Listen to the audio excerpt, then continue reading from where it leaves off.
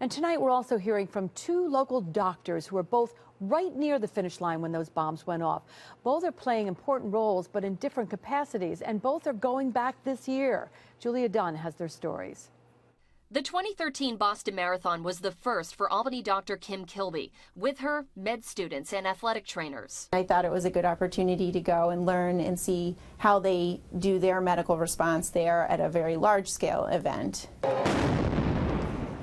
Working the main medical tent just yards from the finish line, her tent was about to become a makeshift morgue. Staff rushing in victims, treating injuries like burns, gashes, and severed limbs. She shows us this picture, the first patient she came upon. She was bleeding from her lower extremity pretty aggressively. When I got to this patient, he had already applied a belt as a tourniquet. Kilby, one of more than 700 medical volunteers that day. I remember all of us essentially really rising to the occasion, doing what needed to be done, and then later was the sort of the hugs, the tears.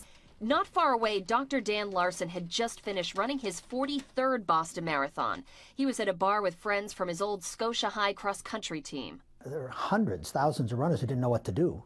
And Dr. Larson started helping out any way he could. I found myself almost playing traffic cop of saying, you know, where are you staying? And if they were staying downtown, I said, it's a 2-mile walk, just walk.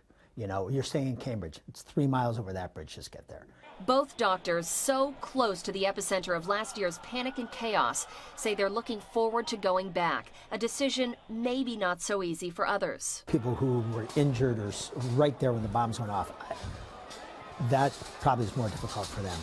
But for many runners, there was the stubborn, darn it, I'm going to show them I'm going. I think that was the case for many people.